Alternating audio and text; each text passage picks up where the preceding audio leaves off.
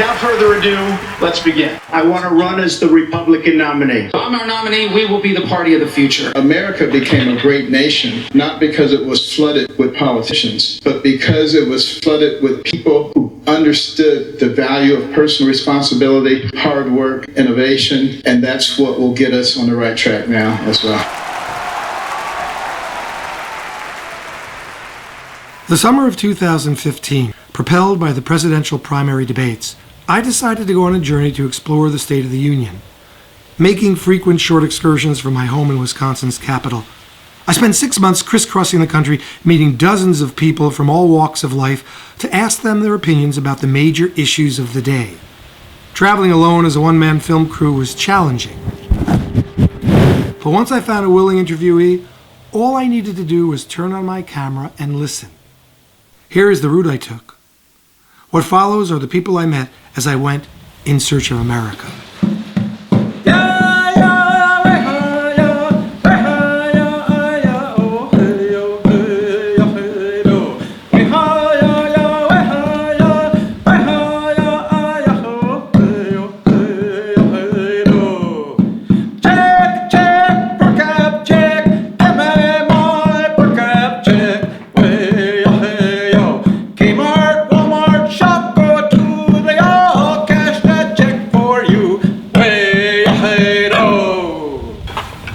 Per cap check is the check that we get from the proceeds from our gaming facilities. We call that our per cap check. I work at the Untitled farm. Been working on the farm here for 18 years. Today we're in the middle of our corn harvest. We're an organic farm. We're always trying to put natural fertilizers back into the soil rather than chemical fertilizers. And this year we were able to use a lot of like fish emulsion, and I think we're going to have a really good stand of corn. I'm not really too much on talking on climate change, but I know that we need to pay attention to what the earth is telling us. And the earth is telling us to look out because something's going to happen. I think the climate change is going to be one of the main factors that are going to decide which route we take, because without food we can't survive, without clean water we can't survive. Without clean air, we can't survive. So we really have to pay attention to the environment. We need to be a little more serious about it.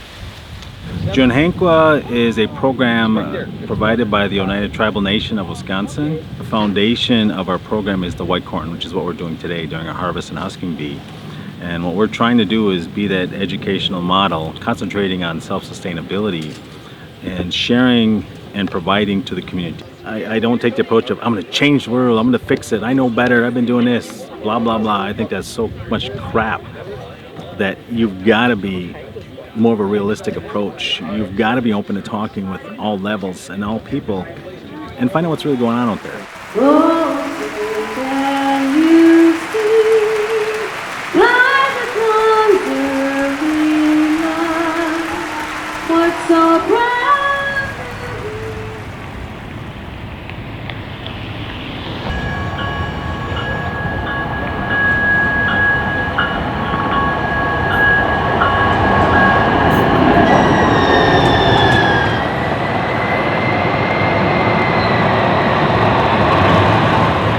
I've been homeless for a while, so I don't really do much. Just got out of jail.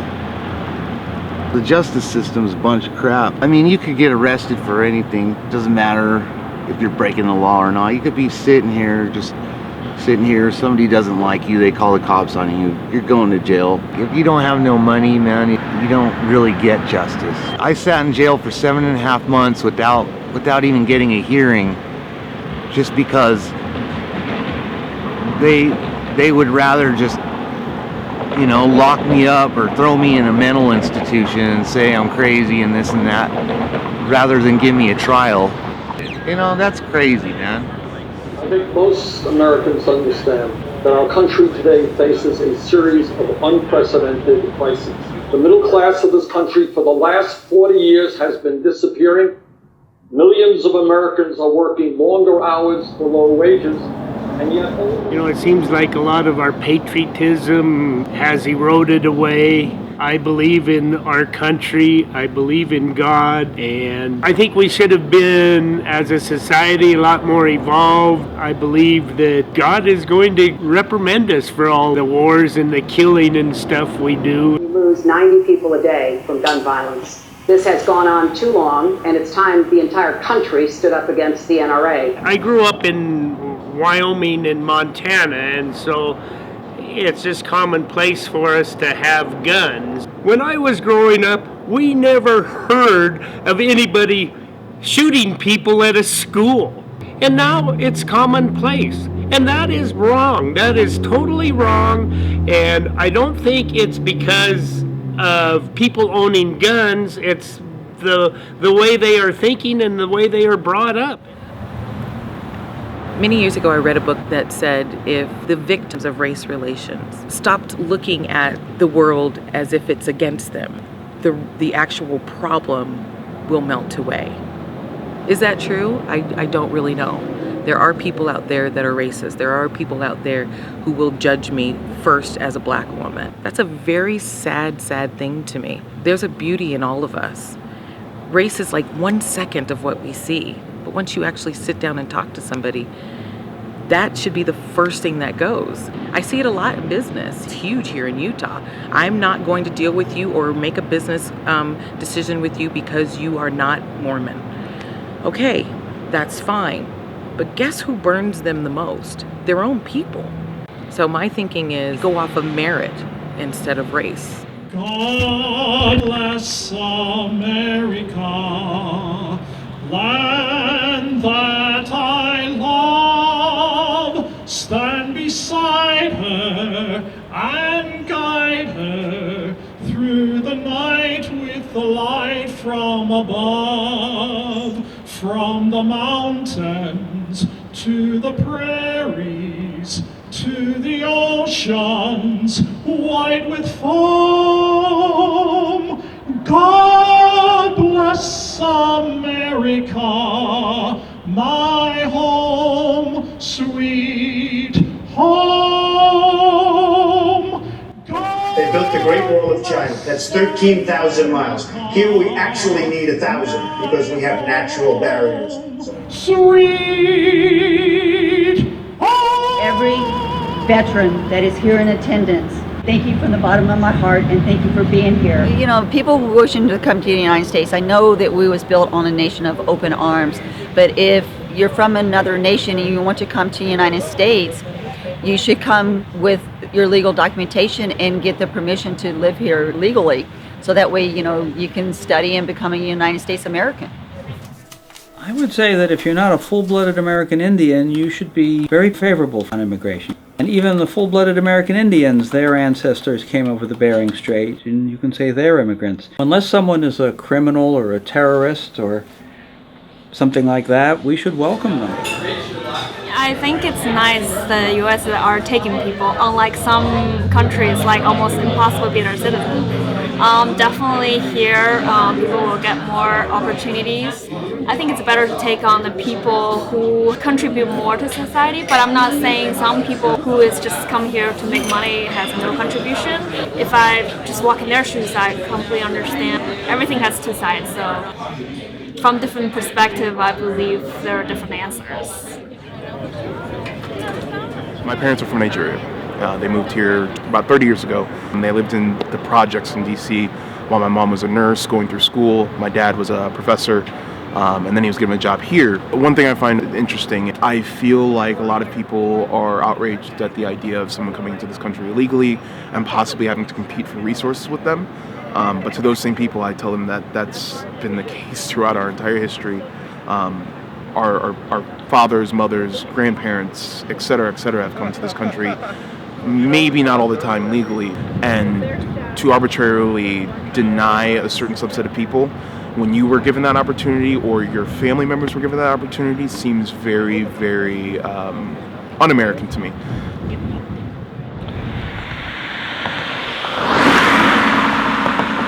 We've only been here for about 8 years. And I couldn't ask for any better neighbors, really. I mean, if somebody was to pull up, we get a phone call, you know, it's just like that, you know, brothers and sisters. We watch each other's back around here. It's very important that you stay close, because if you don't, it can all be gone in a blink of an eye.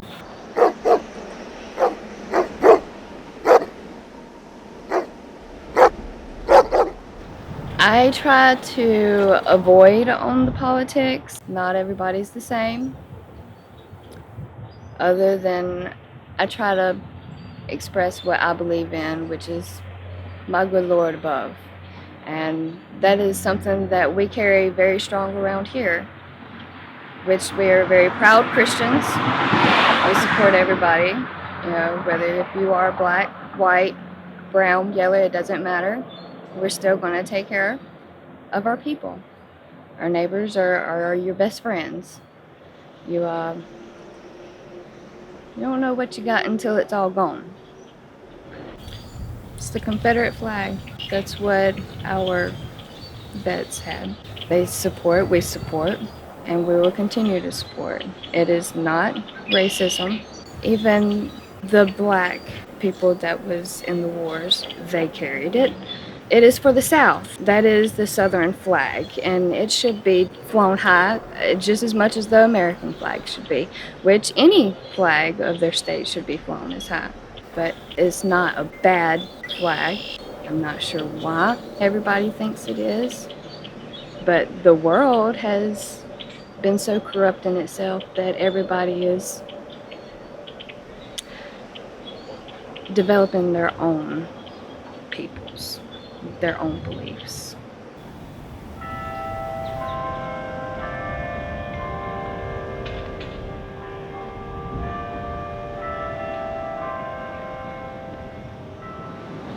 From a little town, Greenwood, little cotton field town. And matter of fact, you hear more of the rebel flag here, the Confederate flag here, than you would in my little bit of hometown. We ain't got time for that flag. It's the people with the knowledge and the sarcastic ways. We don't have all that. We live in the deep South. You live day by day. I can see why people look at that flag and you need to tear it down, because look what's behind it. I don't even think it really matters now. That part is over with. Whatever they done in the past, that's over with. You can't keep bringing that up just to hurt a person. If you slap me tomorrow, why should I keep hating you 12 years after that slap? It don't make sense. You don't hold grudges, but that's the way the world is backwards. The Bible tells us to constantly love. We don't love, we go in reverse, we hate. God has blessed me out of it with my health so far. The only thing I gotta do is get some teeth fixed. I don't live on the street daily like I used to. I have the higher up friends, like Republic type friends that got a little money. They help me out and stuff. I do little jobs for them. I'm doing pretty fair in that line.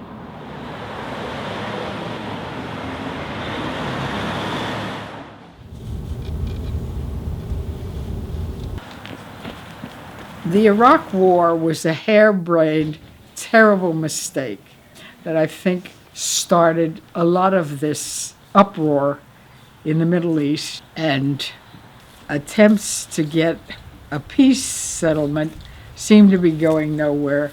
A lot of this is free enterprise, people getting all stirred up and angry and taking events in their own hands. Kill somebody because you don't like them. What's that going to do? No good at all. But how you stop it, I have no idea. I can't change the world around me, but I can change myself. I think that's what you have to focus on is, your interaction. But I think the biggest surprise for a lot of people is that I'm just a normal guy. So if the Jets lose on Sunday, I'm depressed on Monday. Doesn't matter what religion I am, but that's my life. Right? I care so much about the Jets. I care so much about the Knicks. I want to get in shape just like everyone else. I want to save money. I want to take my kids to soccer. I happen to be of this religion. I happen to be of this culture, but I'm still an American. I was actually born in Egypt, and I came to this country when I was 2 years old. I was born and raised in New Jersey. When my parents first immigrated here, they were very concerned about flying under the radar, not really calling too much attention to themselves. I recognized that we were Muslim, that, we didn't celebrate Christmas, that we had a different holiday, that we went to the mosque. But there was a lot of like a feeling of isolation. There was a man who opened up a very small little bakery where he was making Arab Middle Eastern bread, pita bread. And my parents had gotten very excited, and an enclave kind of grew around that area, and that's when they started to find their way back to faith. What is occurring around the world in the name of Islam? That's not my faith. That's not my religion. It's completely foreign to me. I'm not practicing what the Quran actually says. I believe that's a hijacking of my faith. That's unfortunate, but we'll get through it. I have a lot of faith in this country. Muslims are the new kids on the block who are becoming really embedded in the fabric of American society. That's why there's so much fear. That's why there's so much insecurity. I am so thankful that I'm alive today when what's happening politically is happening, and yet I'm old enough to have been a youngster and aware of what life was like back in the 50s. I can tell you that back in 1954, a guy could be a mailman or do something simpler than that and make a good living and support his family, own a home, have at least one nice car. His wife would not have to work. And I'll tell you, that was like a golden age economically in the history of the United States. And we are so far from that now. Our founders, they did not want to have a democracy. They wanted to have a republic, a place where there was the rule of law, so every individual's rights and liberties and property could be completely protected by the law. They wanted people to have input into voting, but they actually eliminated people who didn't have property or really poor or women and stuff like that for reasons because if they were voting, they would use their vote to get money out of the government that they really shouldn't be getting.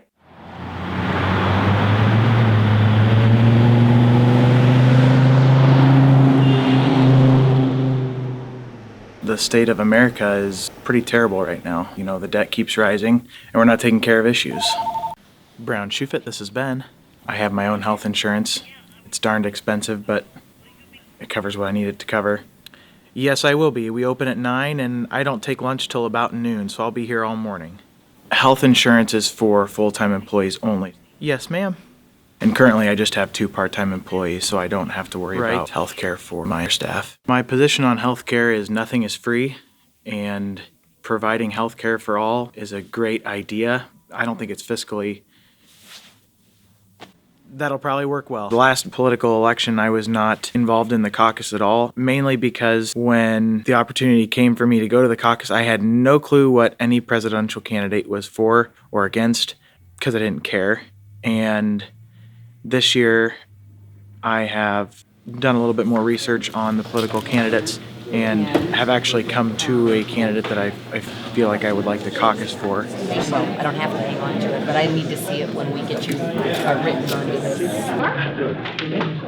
Yeah. Oh, we got one. I pledge allegiance to the flag of the United States of America and to the republic for which it stands, one nation, under God. He is now the governor of Ohio. He has balanced the budget. A man of morals who is also not holding himself above the law, but willing to live within those limitations that we need. Created more jobs than any candidate who's running for president. I am voting for John Kasich. These are reasons I hope you all will vote for Ted Cruz. Donald Trump for president.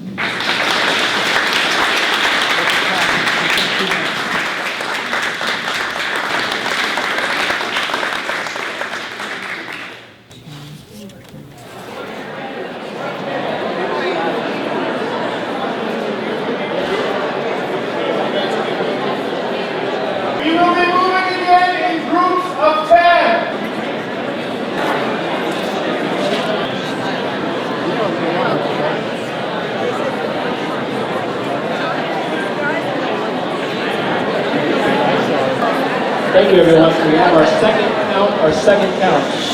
6 O'Malley, uncommitted, remains 2. Clinton at 96, Sanders at 357.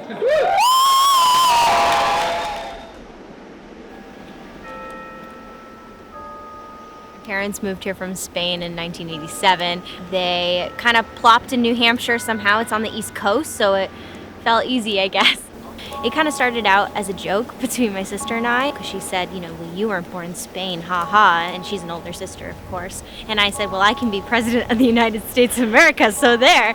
So it's always been a joke, but then I just kind of fell in love with it and never stopped. I was the first to go to college. Now I'm the assistant director of admissions, but I've done a lot of campaign work in between. A lot of people say, well, you're young, how are you going to get things done? And I just say, well, the old way of things haven't been working, have they? So to me, it's definitely been a long road and I still have a lot ahead of me, but in 2036, I'll be running for the presidency.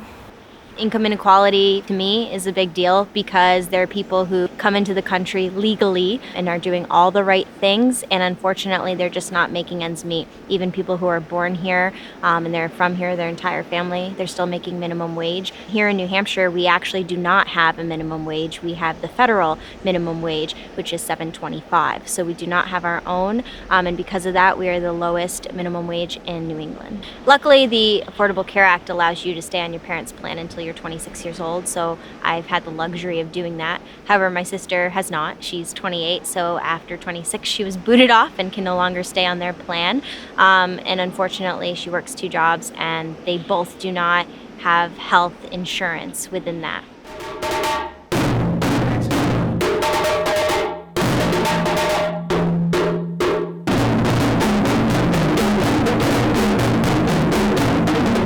You go from there,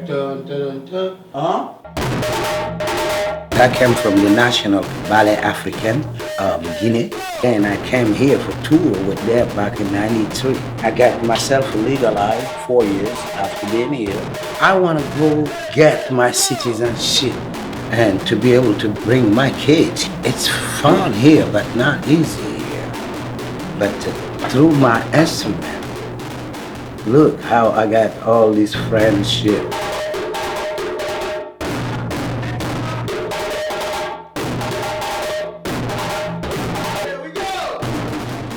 Sitting with Abu and taking these drum lessons would be way out of my wheelhouse. And what I see here, though, is the beauty of what is a tragedy right now in this election. This immigration is getting a bad rap. ISIS has scared people to the point when everybody wants to split up and segregate, and really the opposite is true. What we do here, embrace cultures and keep people together as a community, it should be our response. We're a nation of immigrants, and we're anti-immigration right now, and it appalls me. We have to get used to our country changing. It's not Irish and Italian and Germans and Scandinavians. It's going to be a wider mix. If you look at Europe, a lot of the Scandinavian countries, the population's aging. They're going to have fewer and fewer young people to support the old people, and we're in the same boat. I was born in the U.S. and left when I was 2 weeks old. And my dad was with the military and then became an employee of the Defense Department. So I grew up overseas and I embrace foreign cultures and foreigners and other experiences and wish every American had the opportunity to travel outside of the U.S. and meet the real people of the world. Well, I find it very important that when you're an artist and you find your way into the world of special education, that you don't forget about yourself as an artist. Because I want people to remember themselves. You know, you were 1 year old at a time, you were 2, you were 3. What did you do when you were a young child? Don't forget about that. My concern is what is happening in how children are being raised, how they're being educated, what is happening to these kids in the schools. I'd say especially the past 10 or 15 years, I have an increasing concern about what I see going on. I used to have teachers welcome me into their class. I'd come and a teacher would say, okay, boys and girls, put down your pencils and your books and say hello to Miss Kronheim. Okay? And then the kid, hi, Miss Kronheim, welcome to our class. And I hear that go, ah, it made me feel so good, I can't tell you. I don't know where that went. That died. Nobody says that anymore. Sometimes when I go on and I'm complaining about this, people go, hey Jane, it's not just you and it's not just in education. This food pantry serves the Conval School District towns. We have approximately 300 families that are registered with us every year. We find that during the year, about a third of our clients leave the area, and we gain about a third. So we kind of hold steady on our numbers, but we're seeing new faces all the time because of the lack of jobs in this area. People tend to be pretty transient. They're really put through the ringer about their income, etc. And if they qualify for food stamps, they automatically qualify for us. We don't have to go through any verification with them at all. I think it's despicable that people have had their food stamp allowances cut severely 2 years ago. I had some people come in and tell me they were losing like 70% of their benefits through nothing that they had done, through what the Congress had decided to do as far as funding goes. It's a cheap program, and there's no excuse in this country for us to have hungry people.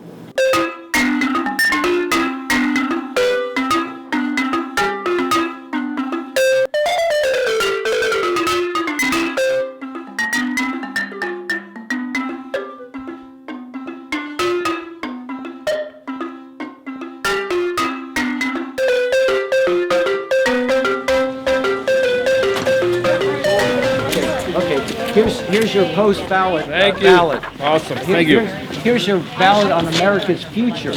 Well, that's great. Thank you. You're welcome. And I know you didn't vote for me, but there's always next time. Yes, good for you. Trump, though. Trump, though. So it enables people to vote on important issues that aren't really asked in debates, like, do they want 850 major U.S. military bases in foreign countries around the world? Nobody's asking that question. So the coalition group decided it's time we ask the question. And the answers are surprising. The Tea Party people, as well as the progressives, feel there's too much money in politics. We need health reform. We have too much spending on military stuff and wars. There's a lot of agreement between left and right, which is never reported by the media.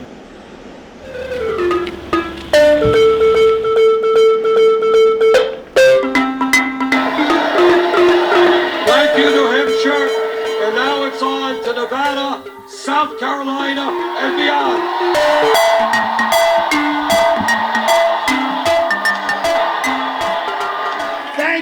Thank you, New Hampshire, thank you. We are going now to South Carolina. We're going to win in South Carolina. I love you all. Thank you very much. Thank you. Maula, Maula, Mokana Dugaso, Fankama Savarila, Maula, Maula, Mokana Dugaso, Maula. I've been here 22 years, and we've helped over 3,500 people. And I know each person. I can tell you which ones have picked the wrong parents, which ones smoke too much weed, which ones have a no good boyfriend. Each one is a different story. But the GED in the past, if people came with about a 6th grade reading level, we could teach them some test-taking strategies, kind of focus in on what they know and what they didn't know. The new GED is a computer-based test, which a lot of our students might not have the requisite keyboarding and computer skills. And some of the critical thinking skills, our students, they weren't in school enough to get enough exposure. And there's a lot of content that they missed. I'm not saying we shouldn't have a rigorous test, but the GED historically has been about access. If you were poor and uneducated, the GED used to always be a second chance.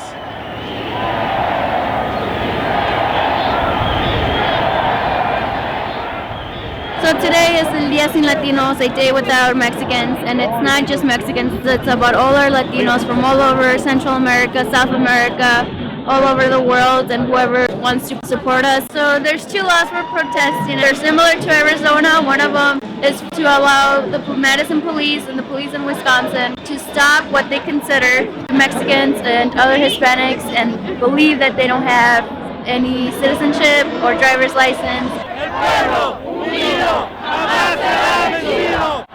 Today is a day to show the impact that us Latinos have in businesses like McDonald's and Burger King and cleaning companies and hotels, and where they're not there today.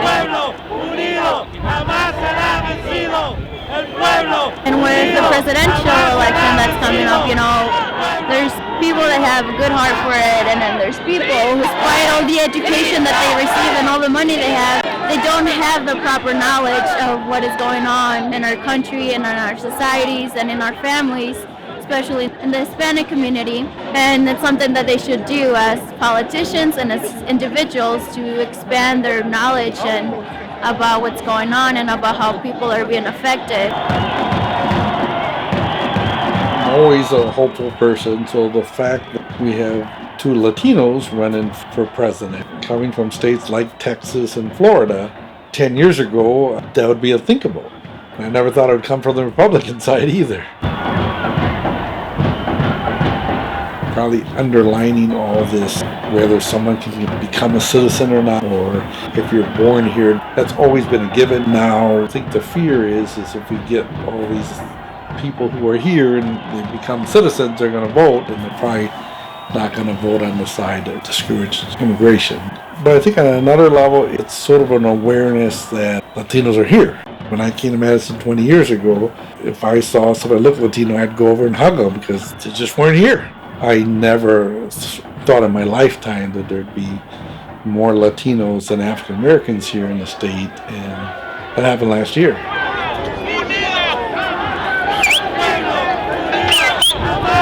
Papi, ven. I may be a dinosaur, but I went to school and there was a big debate team. You were given a topic and you stood up and you said, this is what I believe and this is why I believe it. And in a presidential debate, you should even be saying, and this is what I intend to do about it. I've found that most of the debates have disintegrated into name calling and I'm better, and I am not hearing, what are we going to do about immigration? What are we going to do about illegal aliens? What are we going to do about these wars that we're in? What are we going to do about Wall Street, about our deficit? I don't hear solid answers. It doesn't take a rocket scientist. You don't have to be a presidential candidate to know that we need more jobs. The thing is, how are we going to get more jobs? I was in the Army for 22 years, was sent to Vietnam, where I worked at the 12th VAC Hospital at Cu Chi. We supported the 25th Infantry Division. That was in an area where there was a lot of jungle. So they used Agent Orange defoliant. We used to sit on top of the bunker drinking beer and watch the planes drop defoliant. Never thought a lot about it until 2009. I was diagnosed with lung cancer. VA says if you were in Vietnam and you develop certain types of cancer, that it's presumptive that it was from exposure to Agent Orange. And that's where I am now. I'm very blessed. 2009, I was diagnosed. 2016, I'm still alive and doing pretty well. Sometimes I'm depicted as a one-issue voter, and maybe I am. Veterans are my mission. So much of my life's been around those that have served that an issue to me is veterans' health care. And I don't think that's being adequately addressed by anybody. America has a debt. We have put these people in harm's way. We need to stand behind them and give them the care that they need. There are those that say we should do away with the VA and just give health care wherever you want to go. I'm kind of one of those that say, the VA serves a purpose. Veterans are a cohort. We do well together. We're supportive of each other. And so when you put veterans in a healthcare system with other veterans, you tend to draw providers that understand veterans and understand veterans' issues. People say, Bernie Sanders, he's a socialist. You want to talk about socialized medicine? That's the medicine in the Army. It's all paid for. We served to give you your choice, your freedom of choice. I tend to be very pro-choice on everything, whether it's the Second Amendment with right to bear arms or Roe versus Wade or the same-sex marriage. My right stops where things affect you. You have the right to choose. I have the right to choose. I can tell you right now that I'm very much undecided. There is no candidate that is standing out head and shoulders above the other candidate in any party.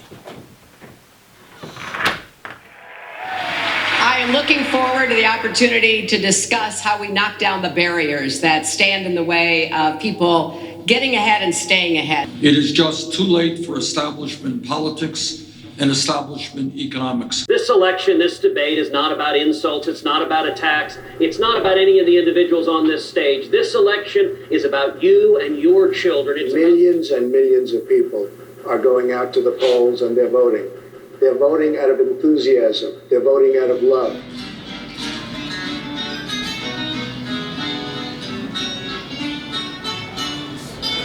You listen to the things that are going on in the news today. Anytime you hear a political issue, especially with the elections going on right now, I like to read the posts of people that are either on that side or on the opposite side. And one of the things that stands out to me are the stereotypes that a particular segment of community has towards another. You know, because African Americans or Latinos or minorities tend to live in the lower served areas that any opportunity is just non-existent. Well, that's not true. I didn't come from a well-off family.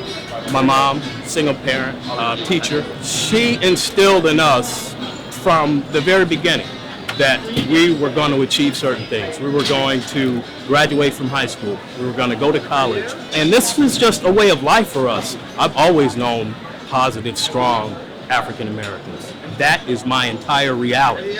I think a glaring issue that has not been addressed the past 8 years, practically, you've had a man in office who has been working his butt off to bring things that past presidents have not even attempted to tackle. Healthcare for everybody.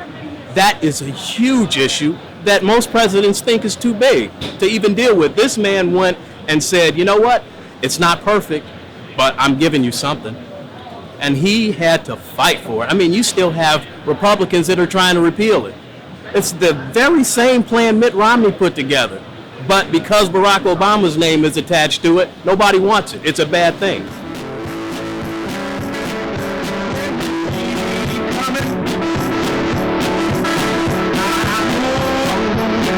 My role on a construction site is to put up the building from bottom to top, manage the expectations and schedules and monies and men.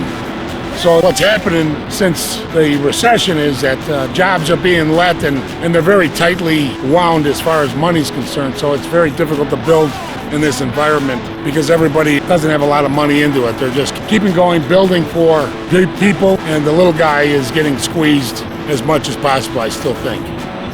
What Obama has done for us the last 8 years, people have missed the point that we have become a better nation only because he's the face of the nation and he's not some tyrant that just has his finger on the button and wants to make one decision to take out people or go after countries. If I was going to do that, I would do it the way Obama's doing it right now, in a discreet way, but legit way. But there's got to be a middle ground. We've all seen what the Congress has done in the last 8 years, what Obama's done. I'm not saying right, wrong, or indifferent, but what do they say? They got to cross the aisle and work together.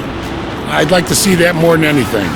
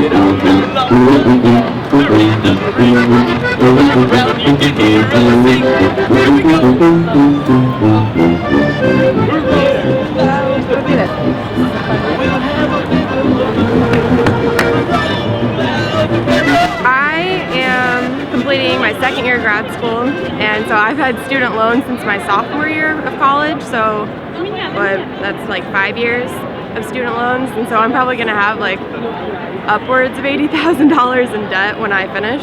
I'm studying speech pathology, so I will definitely have a job, but it'll probably take me a really long time to pay them off. I'm a senior. I've been getting student loans since I've been going to school, and I guess I'm just going to plan on paying them off as soon as I get out of college. I'll just start budgeting or start planning on setting away a little bit of that money. I'm going to school for accounting, so hopefully I'll have a job as soon as I get out, but it's still going to take a little while to pay all that off.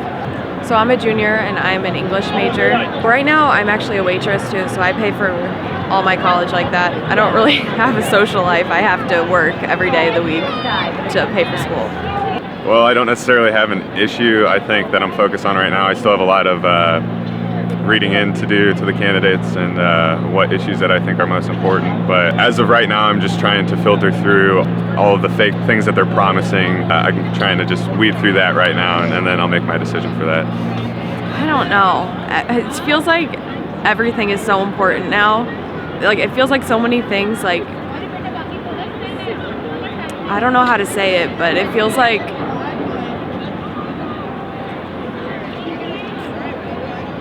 I don't know. I don't know how to put this into words, but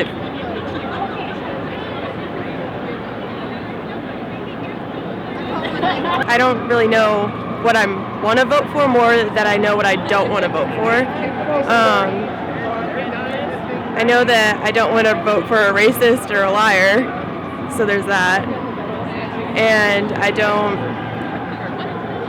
just want to vote for the person that I think is going to do the least harm to the country at this point. Yeah, that's a good point, yeah. What I do when I come out here is I just give it my all and I try to work as hard as I can. Let the fruits come, you know. I just hope that I sow good seeds and good comes from it. And a lot of it is based on the generosity of people. I can't afford health care, but I mean, I can pay my rent off it. It's hard as a musician. You won't go hungry, but it's gonna be rough. All right. What I understand, jobs are created through the private sector. So the only jobs that any politician can make are government jobs.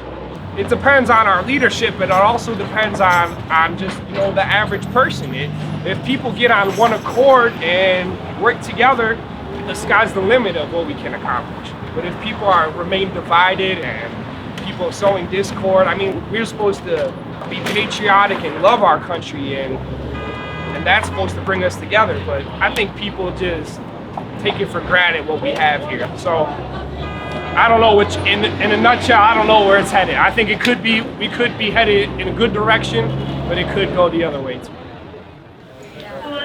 A lot of people misunderstand the free market. All the talk about bringing in tariffs and incentivizing against importing kind of neglects all the other regulations that are in place, environmentally, worker-wise, things that prevent materials being made in America. It's a big part of why small business owners especially import, because you can't make a lot of things in America without creating waste and dirty factories and other things that, quite honestly, a lot of Americans don't want.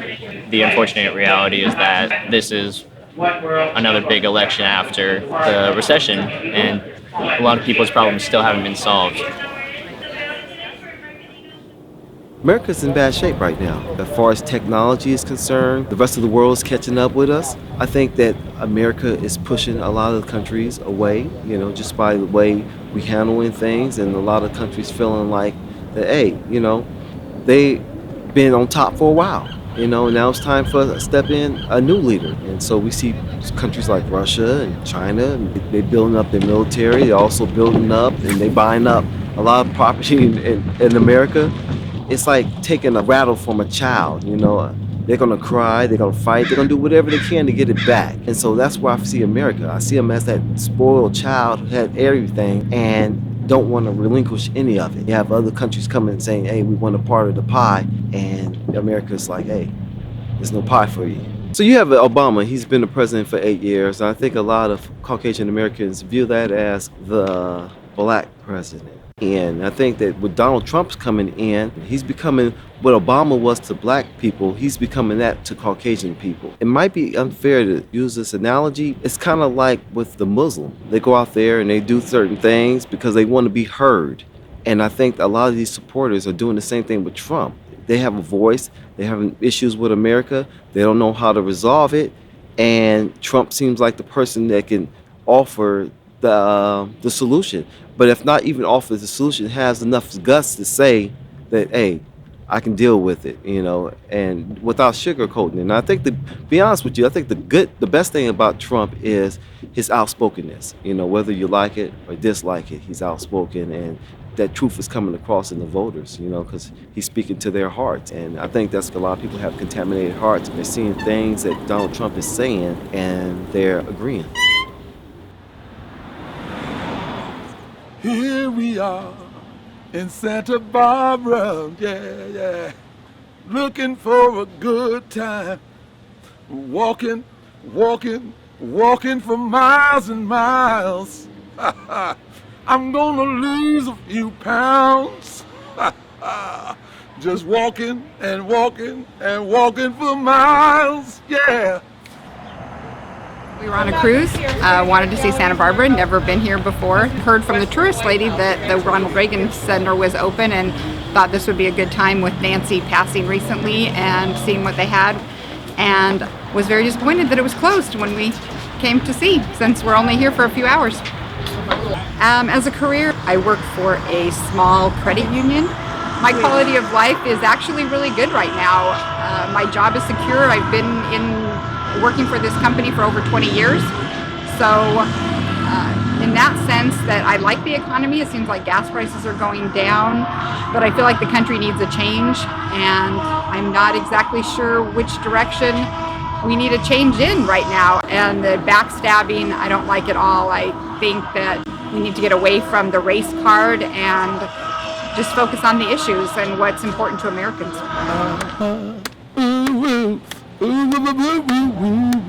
Hello, ladies. Did you come and see my show?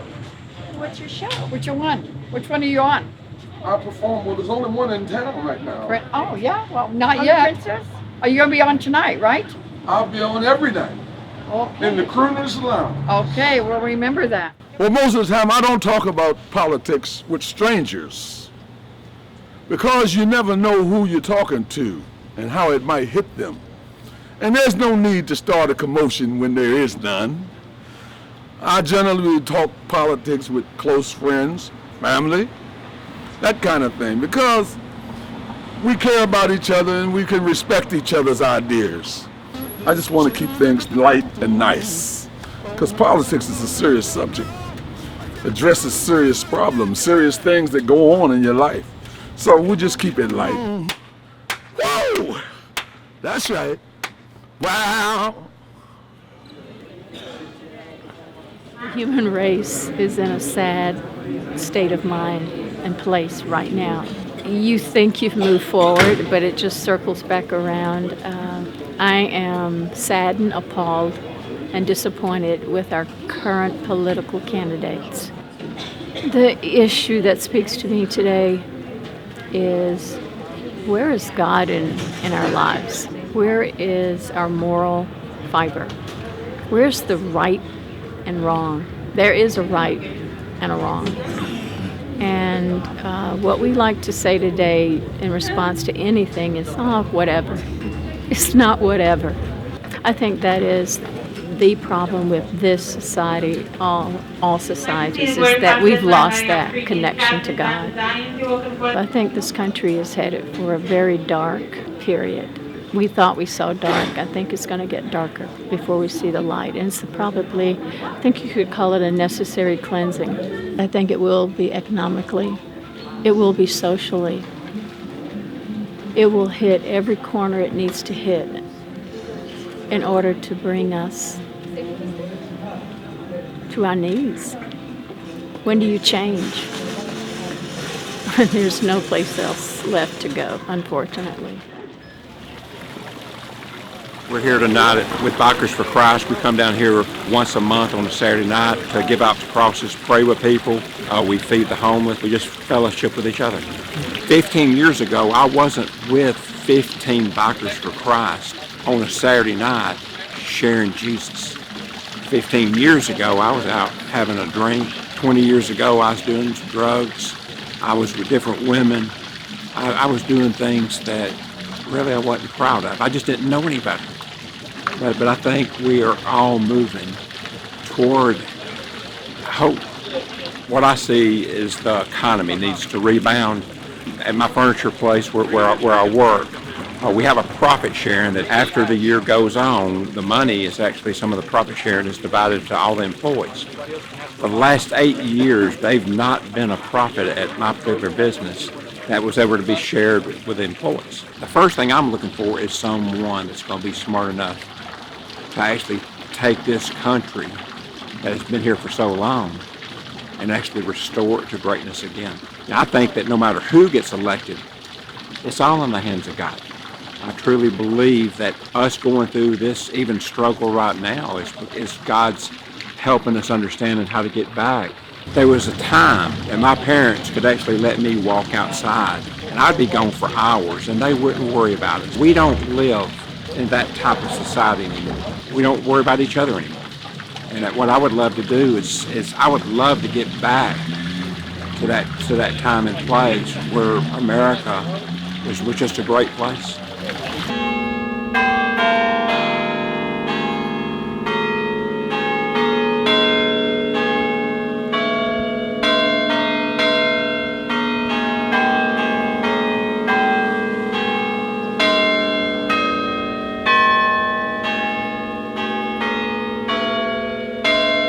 We still have a lot of issues yet, but for the most part, I think people are trying to get along. We are overcoming boundaries.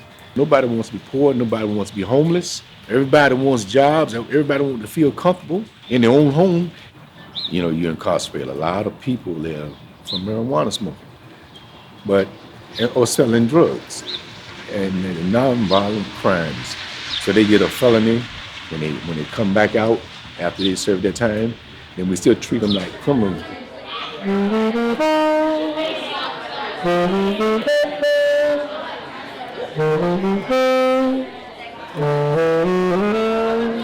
I've returned back to school. I'm wrapping up my third college degree. As someone who is actually funding his own collegiate experience, during the time I've been coming back to school, my campus has put up several new buildings and opened several new facilities. Other college campuses that I've driven by or that I've visited, where I've got other friends, they're putting up new buildings, and all this money is getting influxed into the universities because student loans are being given to just about anybody who wants to go to school. On one side of the fence, that's a great thing. Everybody's got an equal opportunity to become educated. But the other side of that is that a lot of people just aren't paying them back. And so the taxpayers happen to eat this cost of this tuition that's been given to students who wanted to go to school.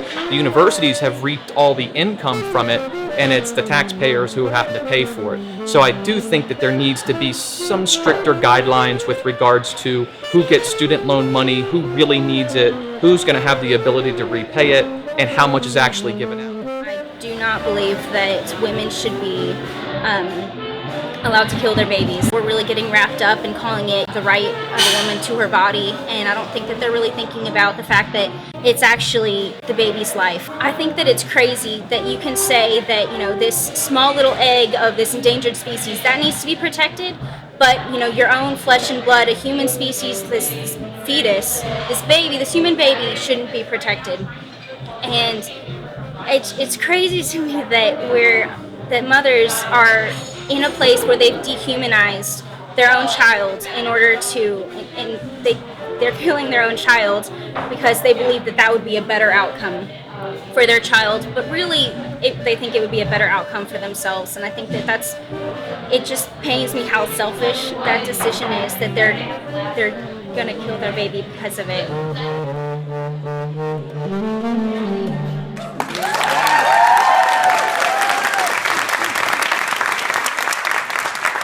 We are not a single issue country. Our next president has to be able to break down all the barriers that are holding us back, not just some of them. Upon my return from the South, the candidates were making their final swings through Wisconsin before our state's primary.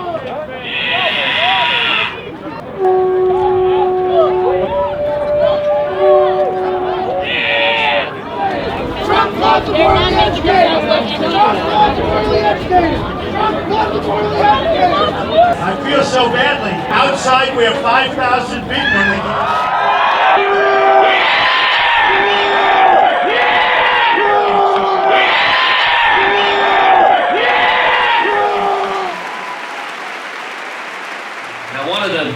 most frustrating things about the Democratic Party is the Democrats love to pigeonhole women. Put them in a little box. Okay, you have a set of issues that are women's issues. Well, listen, I have news for the Democratic Party. Women are not a special interest. Every issue is a woman's issue.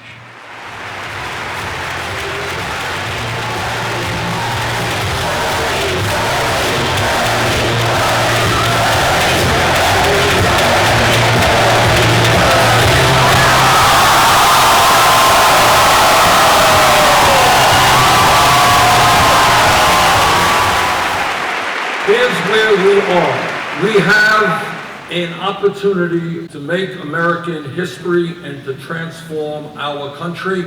I think we should do it.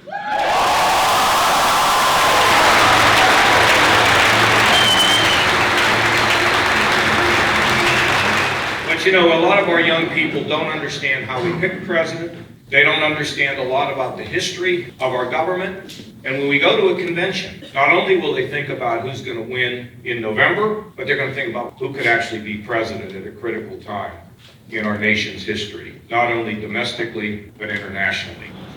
Experts say that ours is a crucial battleground state that could make the difference in determining who are our Republican and Democratic nominees. These are mostly the same folks who told us that Donald Trump would be gone by now. So much for the pundits. As we say in the Badger State, forward.